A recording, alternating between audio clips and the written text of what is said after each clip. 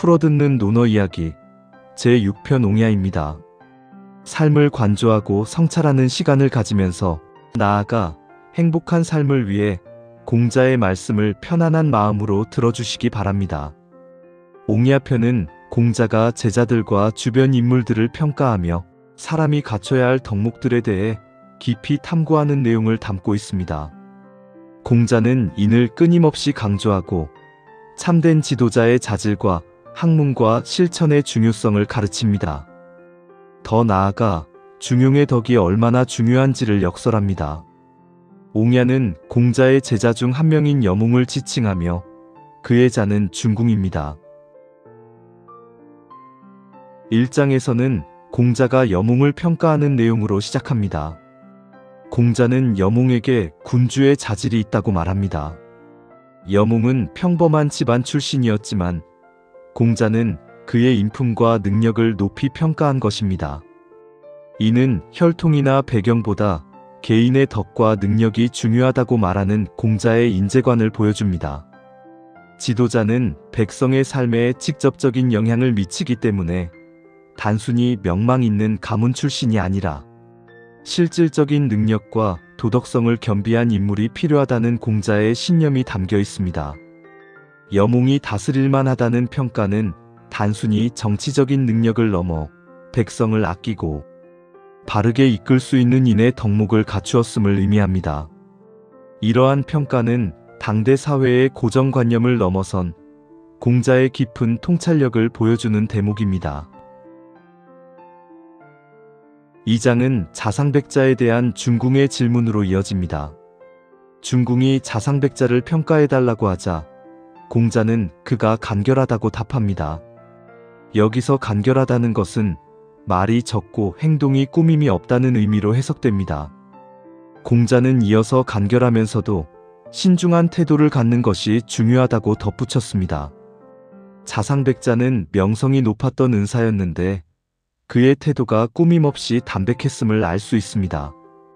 공자는 단순히 화려한 언변이나 거칠애보다는 본질적인 진정성과 신중함을 더 높이 평가했음을 시사합니다. 간결함은 복잡한 세상을 살아가는데 불필요한 것들을 덜어내고 본질에 집중하는 지혜를 의미하기도 합니다. 3장에서는 애공이 공자에게 누가 학문을 좋아하는지 묻습니다. 공자는 주저없이 아내를 언급합니다. 공자는 아내가 학문을 진심으로 사랑하고 한 번 들은 것은 두 번 다시 잊지 않을 정도로 깊이 있게 이해했으며 그 배움을 삶 속에서 꾸준히 실천했다고 칭찬합니다. 그러나 동시에 아내가 39의 젊은 나이에 세상을 떠난 것에 대한 깊은 안타까움을 드러냅니다. 공자는 아내가 살아있었다면 더 큰 가르침을 펼쳤을 것이라고 회상하며 아내 이후로는 그 누구도 학문을 그만큼 좋아하지 않는다고 말합니다. 이 대목은 공자가 아내에게 품었던 깊은 애정과 기대, 그리고 상실감을 여실히 보여줍니다. 아내의 학문 사랑은 단순한 지식 습득을 넘어 인을 향한 끊임없는 노력과 실천으로 이해됩니다. 공자는 아내의 삶을 통해 진정한 학문의 의미와 인격 함양의 중요성을 제자들에게 다시금 되새기게 합니다. 4장은 자화가 제나라 사신으로 갈 때의 일화입니다. 자화가 제나라 사신으로 가게 되자 염자는 그의 어머니를 위해 공자에게 곡식을 청합니다. 공자는 6말 넉되를 허락했지만 염자가 더 요구하자 16말까지 허락합니다. 하지만 염자는 실제로는 80말을 줍니다. 이에 공자는 염자를 비판하며 살찐 말을 타고 가벼운 가죽옷을 입는 자화의 상황을 언급합니다. 공자는 군자는 곤궁한 사람을 도와야지 부유한 사람을 더 돕는 것이 아니다라고 말합니다. 이 이야기는 군자주급불개부, 즉 어려움에 처한 사람을 도와야 한다는 공자의 사상을 보여줍니다. 이 일화는 경제적 문제에 대한 공자의 생각, 사치와 검소함에 대한 가치관을 보여줍니다. 염자는 선이었지만 공자는 지나쳤다고 판단했습니다. 균형과 절제가 중요하다는 가르침입니다. 5장에서는 원사가 공자의 가신이 되어 공자는 그에게 900석의 곡식을 주려 했습니다. 이는 원사를 인정하고 그에 상응하는 대우를 해주려는 의미였습니다. 하지만 원사는 이를 사양했습니다. 공자는 원사에게 이렇게 말합니다. 사양하지 말고 받아서 내 이웃과 마을 사람들에게 나누어 주어라. 공자는 단순히 청렴함을 지키는 것보다 받은 것을 주변 사람들과 나누는 것이 더 의미 있다고 가르친 것입니다. 다음은 6장입니다. 중궁에 대해 공자는 이렇게 말했습니다. 얼룩소의 새끼라도 붉고 뿔이 훌륭하면 사람들은 제물로 쓰지 않으려 해도 산천의 신이 어찌 버려두겠는가. 이는 중궁의 아버지가 미천한 신분이었음에도 중궁 자신의 훌륭한 자질은 가려질 수 없음을 비유한 것입니다. 얼룩소는 비록 겉모습이 화려하지 않더라도 그 내면에 붉은색과 훌륭한 뿔을 지니고 있다면 제물로서의 가치를 인정받을 수 있다는 것이죠. 공자는 외적인 조건이나 배경에 얽매이지 않고 내면의 본질적인 가치를 중시했습니다. 중요한 것은 겉모습이 아닌 그 사람의 됨됨이라는 점을 강조한 것입니다. 또 공자는 중궁을 높이 평가하여 그에게는 남면, 즉 천자의 자리에 앉아 백성을 다스리게 할 만하다고 했습니다. 7장은 공자가 가장 아꼈던 제자인 아내를 극찬하는 장면입니다. 공자는 말합니다. 회는 그 마음이 석 달 동안 인을 어기지 않는다. 다른 제자들은 잠시 동안만 인을 지킬 뿐이지만 아내는 오랜 기간 동안, 그것도 무려 석 달 동안 인을 꾸준히 실천한다는 것입니다. 아내는 공자가 가장 아끼고 칭찬했던 제자로 가난 속에서도 인을 추구하며 흔들리지 않는 그의 삶은 우리에게 본보기가 됩니다. 이는 인이라는 덕목이 일시적인 감정이나 행동이 아니라 꾸준한 노력과 수양을 통해 얻어지는 것임을 보여줍니다.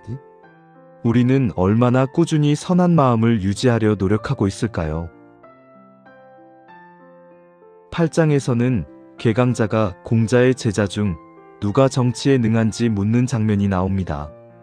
개강자는 당시 노나라의 실권을 쥐고 있던 권력자였습니다. 그가 중유, 즉 자로가 정치에 적합한지 묻자 공자는 자로가 과단성 있고 결단력이 강하며 용기 있는 인물이라고 평가합니다. 공자는 자로의 이러한 기질이 정치 활동에 도움이 될 것이라고 인정합니다. 또한 공자는 자공과 염구도 각각 정치적 재능이 있다고 평가하며 그들의 장점을 언급합니다. 자공은 정치적 역량이 뛰어나고 염구는 다양한 재능을 갖추고 있어 관리로서 충분히 역할을 할 수 있다고 말합니다. 공자는 인재를 평가할 때 그들의 강점을 인정하되 그것이 인이라는 궁극적인 목표와 어떻게 연결되는지를 항상 염두에 두었습니다.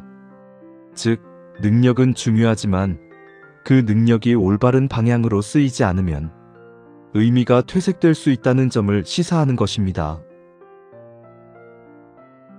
9장에서는 계씨가 민자권에게 비지역의 재상 자리를 주려고 하자 민자권이 사양하는 장면이 나옵니다. 사양하겠다는 뜻을 전해 주십시오. 만일 저를 다시 찾아온다면 저는 반드시 문수 밖으로 달아날 것입니다. 이는 그가 권력에 욕심이 없었을 뿐 아니라 부당한 권력에 가까이 하지 않으려는 강직한 성품을 지녔음을 보여줍니다. 비지역은 당시 계씨 가문의 세력 기반이었고 계씨는 노나라의 실권을 쥐고 있었지만 그들의 행위는 종종 예법에 어긋났습니다. 민자권은 이러한 부당한 권력에 편승하여 명예를 얻으려 하지 않았던 것입니다. 그의 이러한 청렴하고 고든 태도는 진정한 선비의 모습을 보여주며 오늘날에도 많은 이들에게 귀감이 될 만한 부분입니다. 10장에서는 공자의 깊은 인간미를 엿볼 수 있습니다. 공자의 제자 배구가 병에 걸리자 공자가 그를 찾아갑니다. 공자는 배구의 손을 잡고 안타까워하며 말합니다. 죽을 운명이로구나. 이런 사람에게 이런 병이 들다니. 배구는 공자가 아꼈던 뛰어난 제자 중 한 명으로 학문적으로나 인품적으로나 높은 평가를 받던 인물이었습니다. 그의 죽음을 안타까워하며 비탄에 잠기는 공자의 모습에서 제자에 대한 스승의 깊은 사랑과 인간적인 면모를 느낄 수 있습니다. 이는 단순히 지식을 전달하는 스승의 역할을 넘어 제자의 삶과 아픔을 함께 나누는 진정한 멘토의 모습입니다. 우리는 주변 사람들의 아픔에 얼마나 공감하고 그들과 마음을 나누려 노력하고 있을까요? 타인의 고통에 공감하는 것이야말로 인의 시작임을 보여줍니다. 11장에서는 아내의 인품과 그가 처한 가난 속에서도 학문을 즐기는 태도를 다시 한번 높이 평가합니다.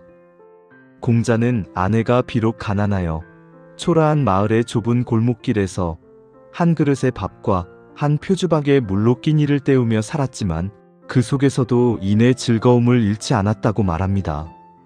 다른 사람이라면 이런 가난을 견디지 못하고 고통스러워할 테지만 아내는 결코 인을 향한 의지를 꺾지 않았다는 것입니다. 공자는 아내의 이러한 태도를 통해 제자들에게 어떠한 역경 속에서도 자신의 신념과 도덕적 가치를 지켜나가는 것이 얼마나 중요한지 가르치고 있습니다. 12장에서는 염구가 공자에게 선생님의 도를 좋아하지 않는 것은 아닙니다만 힘이 부족합니다 라고 말하는 장면이 나옵니다. 그러자 공자는 염구의 말을 단호하게 반박하며 너는 스스로 한계를 긋고 있다고 말합니다. 공자는 염구가 진정으로 힘이 부족해서 나아가지 못하는 것이 아니라 자신의 의지가 약해 스스로 한계를 설정하고 노력하지 않는다는 점을 지적합니다. 이 말은 우리가 어떤 목표를 향해 나아갈 때 실패의 원인을 외부 환경이나 능력 부족에서 찾기보다 자신의 내적인 의지와 노력의 부족을 먼저 돌아봐야 함을 일깨워줍니다.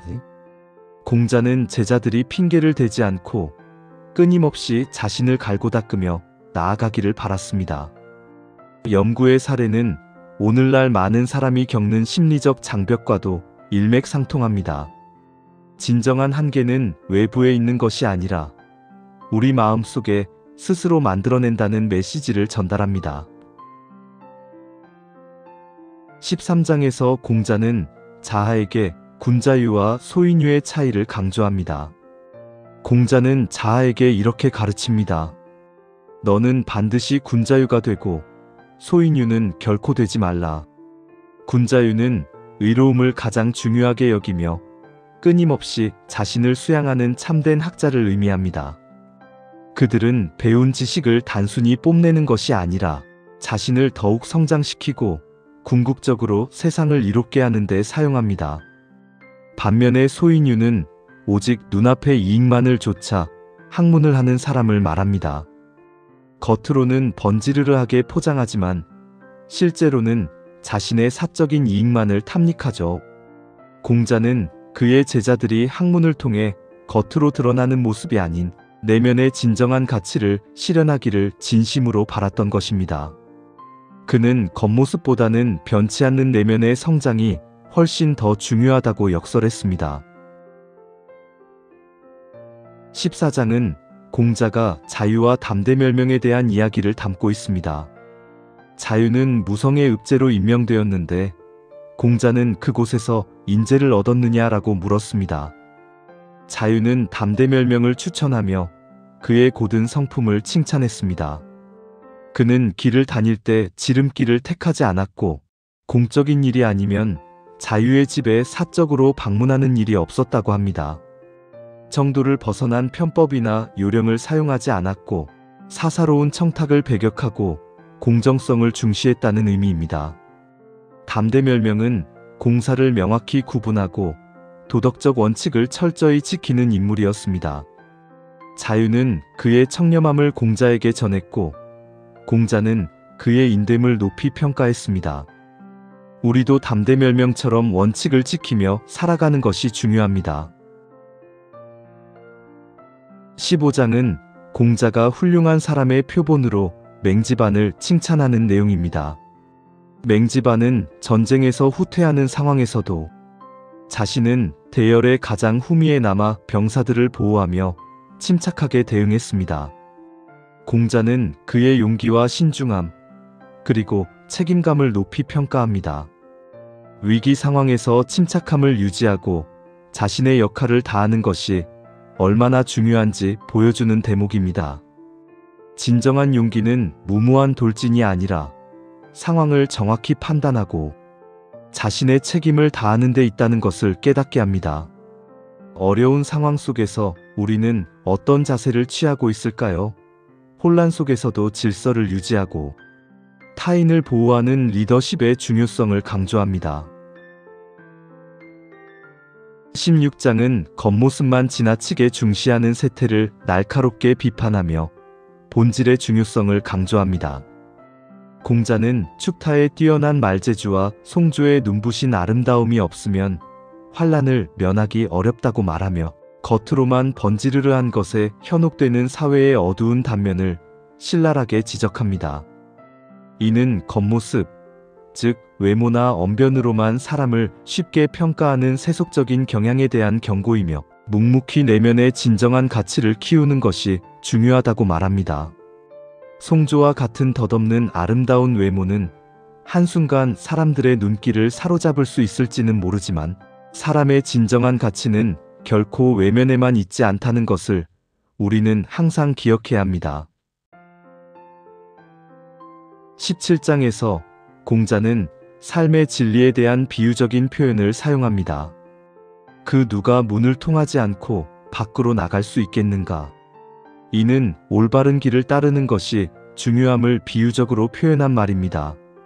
세상을 살아가는 데는 정해진 도리와 원칙이 있으며 그 도리를 벗어나서는 진정한 삶을 살 수 없다는 의미입니다. 문이라는 것은 일종의 규범이자 질서이며 그것을 통과해야만 다음 단계로 나아갈 수 있음을 의미합니다. 모든 일에는 순리와 원칙이 있음을 다시 한번 되새기게 합니다. 우리는 어떤 문을 통해 세상으로 나아가고 있을까요? 때로는 복잡해 보이는 세상 속에서 가장 단순하고 기본적인 원칙을 따르는 것이 가장 현명한 방법임을 가르쳐 줍니다. 18장에서는 내면과 외면의 조화에 대한 심오한 이야기가 나옵니다. 공자는 말합니다. 바탕이 겉모양보다 나으면 촌스럽고 겉모양이 바탕보다 나으면 거칠에만 화려하니 바탕과 겉모양이 잘 어우러진 뒤에야 군자이다. 이 말은 내면의 본질과 외면의 수양이 어느 한쪽으로 치우치지 않고 조화롭게 이루어져야 진정한 군자가 될 수 있다는 뜻입니다. 본질이 지나치면 투박하고 촌스럽게 보일 수 있고 겉모양이 지나치면 가식적이고 실속 없어 보이므로 균형 잡힌 수양이 중요하다는 것이죠. 우리에게 균형 잡힌 삶의 중요성을 일깨워줍니다. 19장에서는 공자가 사람이 살아가는 것은 정직함에 달려있으며 정직하지 않게 살아가는 것은 요행으로 화를 면하는 것일 뿐이다라고 말하며 정직의 중요성을 강조합니다. 이 말은 사람이 살아가면서 마땅히 지켜야 할 가장 기본적인 덕목이 바로 정직이라는 것을 분명히 합니다. 일시적으로 거짓이나 속임수로 이득을 얻을 수는 있겠지만 그것은 결코 오래가지 못하며 언제든 위험에 처할 수 있다는 경고입니다. 공자는 정직함이 삶의 근본을 이루며 모든 관계와 사회의 기반이 되어야 한다고 보았습니다. 20장에서는 공자가 아는 것은 좋아하는 것만 못하고 좋아하는 것은 즐기는 것만 못하다고 말하며 좋아함, 즐김의 단계를 설명합니다. 이는 단순한 지식 습득의 단계를 넘어서 그 대상을 진정으로 사랑하고 즐기는 경지에 이르렀을 때 비로소 진정한 의미와 가치를 찾을 수 있음을 보여줍니다. 무언가를 단순히 아는 것은 피상적인 이해에 불과하고 그것을 좋아하게 되면 더욱 깊이 탐구하게 됩니다. 하지만 그것을 진심으로 즐기게 되면 어떤 어려움도 극복하고 몰입할 수 있게 됩니다. 공자는 학문이나 삶의 도리뿐만 아니라 모든 일에 있어서 이러한 즐거움의 태도가 중요하다고 보았습니다.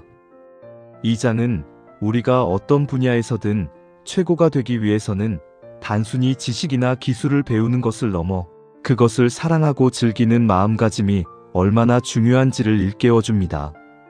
즐거움은 곧 몰입을 낳고 몰입은 창의적인 결과를 만들어냅니다. 삶의 모든 순간을 즐길 줄 아는 지혜를 배우는 것이 바로 이 가르침의 핵심입니다. 21장에서 공자가 말합니다. 중간 이상의 사람과는 더불어 위로 나아갈 수 있지만 중간 이하의 사람과는 함께할 수 없다. 중간 이상의 사람에게는 높은 수준의 가르침을 전달할 수 있지만 중간 이하의 사람에게는 아무리 심오한 이야기를 해줘도 이해하지 못한다고 말합니다. 마치 그릇의 크기에 따라 담을 수 있는 물의 양이 달라지는 것과 같습니다. 모든 사람에게 똑같은 방식으로 접근하는 것이 아니라 각자의 이해, 수준과 능력에 맞춰 소통해야 한다는 것입니다. 때로는 쉬운 비유와 친절한 설명이 필요하고 때로는 심오한 철학적 논의가 필요합니다. 공자는 이러한 개인별 맞춤 교육의 중요성을 강조한 것입니다. 결국 공자의 이야기는 획일적인 사고방식에서 벗어나 개개인의 특성을 존중하고 그에 맞는 방식으로 소통해야 한다는 메시지를 전달합니다. 22장에서는 번지가 지혜에 대해 질문한 내용입니다. 공자는 이렇게 답합니다. 백성의 의로움에 힘쓰고 귀신을 공경하되 멀리하는 것이 지혜라고 말입니다. 여기서 의로움에 힘쓴다는 것은 백성이 마땅히 해야 할 바를 행하도록 이끄는 것을 의미합니다. 백성들이 서로 돕고 예의를 지키며 살아갈 수 있도록 하는 것이 중요합니다. 또한 귀신을 멀리하라는 것은 미신에 빠지지 않고 현실에 충실하라는 의미입니다. 다시 번지가 인에 대해 묻자 공자는 어려운 일을 먼저 하고 이익을 나중에 생각하는 것이 인이라고 답합니다. 인이란 자신이 먼저 희생하고 남을 배려하는 마음입니다. 어려운 일에 솔선수범하고 자신의 이익보다 공동체의 이익을 먼저 생각하는 것이 진정한 인의 실천입니다. 공자는 지혜와 인을 통해 백성을 다스리는 지도자의 자세를 강조했습니다. 23장에서는 공자가 현명한 사람은 물을 좋아하고 어진 사람은 산을 좋아한다고 말합니다. 이 비유는 현명한 사람과 어진 사람의 특성을 자연물에 비유하여 설명합니다. 물은 끊임없이 흐르며 변화무쌍하고 모든 것을 포용하며 지혜롭게 장애물을 피해 나갑니다. 현명한 사람은 이처럼 상황에 따라 유연하게 대처하고 지혜롭게 문제를 해결하며 통찰력이 뛰어납니다. 반면 산은 묵묵히 서서 모든 것을 품어주고 변치 않는 모습을 보여줍니다. 어진 사람은 이처럼 흔들림 없는 인품과 넉넉한 포용력을 지니며 덕망이 깊고 안정적입니다. 또한 현명한 사람은 활달하고 어진 사람은 고요하다는 대비를 통해 두 가지 중요한 덕목의 차이와 조화를 보여줍니다. 공자는 이 두 가지 덕목이 모두 중요하며 이상적인 인간은 이 둘을 겸비해야 한다고 보았습니다. 이 장은 현명함과 어질비라는 인간의 두 가지 중요한 가치를 자연의 섭리에 빗대어 설명함으로써 우리가 추구해야 할 인격의 방향성을 제시합니다. 어느 한쪽으로 치우치기보다는 지혜와 덕을 겸비한 조화로운 인간이 되기를 바라는 공자의 마음이 담겨 있습니다. 24장에서는 공자는 제나라의 변화에 대해 이야기합니다. 제나라가 한번 변하면 노나라에 이르고 노나라가 한번 변하면 도에 이른다. 여기서 변화는 단순한 변화가 아닙니다. 공자는 제나라가 예와 도덕을 중시하는 노나라처럼 될 수 있다고 보았습니다. 더 나아가 노나라가 변화하면 이상적인 사회, 즉 도에 이를 수 있다고 믿었습니다. 당시 제나라는 강대국이었지만 도덕적인 면에서는 부족했습니다. 공자는 제나라가 변화를 통해 도덕적으로 성숙한 사회가 되기를 희망했습니다. 공자는 통치자의 도덕적 리더십이 사회 전체에 영향을 미친다고 믿었기에 제나라 통치자가 도덕적인 리더십을 발휘하기를 기대했습니다. 공자의 이러한 언급은 예와 도덕을 통해 더 나은 사회를 만들 수 있다는 그의 믿음을 보여줍니다. 25장에서 공자는 말합니다. 고가 고답지 못하면 고라 할 수 있겠는가? 고는 술잔을 의미하며 본래 용도와 형태를 잃으면 더 이상 고라 할 수 없다는 뜻입니다. 우리는 겉모습만 그럴듯하고 본질을 잃은 것들을 마주합니다. 이름만 있고 내용이 없는 상황처럼 말이죠. 공자는 명실상부를 강조했습니다. 겉모습뿐 아니라 역할 수행이 중요하다는 것이죠. 혹시 겉모습만 꾸미고 내면을 소홀히 하고 있지는 않은가? 본질을 잃은 채 형식에만 매달리고 있지는 않은가? 진정한 가치는 내면에서 비롯됩니다. 고가 고다울 때의 의미 있듯이 우리 또한 본질에 충실할 때 빛을 발합니다. 26장에서는 제아가 인에 대해 질문하자 공자가 군자는 속일 수 있지만 엉터리로 속일 수는 없다고 답합니다. 제아는 공자의 제자 중 언변이 뛰어났지만 때로는 현실을 비판적으로 보고 의문을 제기하는 경향이 있었습니다. 제아가 인에 대해 물었을 때 공자는 군자가 속임수에 넘어갈 수 있는 순수함이나 관용을 지닐 수 있지만 근본적인 도리나 대의를 왜곡하는 엉터리 속임수에는 넘어가지 않는다고 말합니다. 이는 군자가 어리석어서 속는 것이 아니라 사람을 믿고 관용을 베푸는 인의 태도를 지녔기 때문임을 시사합니다. 그러나 그 인을 악용하여 비본질적인 것을 가지고 기만하려 한다면 결코 용납하지 않는다는 메시지를 담고 있습니다. 즉, 군자는 도리에 어긋나는 행동이나 거짓을 꿰뚫어 볼 줄 아는 지혜를 가지고 있다는 것입니다. 이 장은 인을 실천하되 어리석음에 빠지지 않고 분별력을 지녀야 함을 강조합니다. 또한 군자의 덕목이 단순히 착함에 머무는 것이 아니라 진실과 거짓을 가려낼 줄 아는 통찰력 또한 필요함을 보여줍니다. 사람을 믿되 그 믿음이 맹목적인 것이 되어서는 안 된다는 현명한 가르침입니다. 27장에서는 공자가 제자들이 학문을 연마할 때 지켜야 할 자세에 대해 이야기합니다. 공자는 널리 배우고 예로서 그것을 통제하는 것이 중요하다고 말합니다. 이는 학문이 단순히 지식을 넓히는 것에 그치지 않고 그 지식을 올바르게 사용하고 행동을 통제하는 예의 정신이 반드시 수반되어야 함을 강조합니다. 아무리 많은 지식을 쌓아도 그것을 예의 바르게 실천하지 못한다면 오히려 해가 될 수 있다는 경고입니다. 공자는 지식과 행동의 조화를 중요하게 여겼습니다. 폭넓은 학문은 시야를 넓히고 다양한 관점을 이해하게 하지만 예는 그 지식을 오만함이나 독선으로 흐르지 않게 하고 겸손하고 절제된 행동으로 이끌어줍니다. 이 장은 지식과 덕행을 겸비한 이상적인 군자상을 제시하며 끊임없는 배움과 올바른 실천이 삶의 중요한 두 축임을 강조합니다. 28장은 공자가 남자를 만난 것에 대한 자로의 불쾌감을 다룬 내용입니다. 남자는 위나라 영공의 부인이자 당시 상당한 정치적 영향력을 행사하던 인물이었습니다. 자로는 공자가 권력 있는 부인을 만난 것에 대해 다소 의아하게 생각했고 공자는 내가 떳떳하지 못했다면 하늘이 나를 버릴 것이다라며 자신의 결백을 맹세합니다. 공자는 부당한 비난을 감수하면서도 자신의 원칙과 소신을 굳건히 지키려 했던 것입니다. 때로는 오해를 받더라도 자신의 신념을 지키는 용기가 필요합니다. 29장에서는 공자가 중용의 덕이 지극하다고 말합니다. 중용은 극단으로 치우치지 않고 모든 것을 조화롭게 유지하는 덕목을 의미합니다.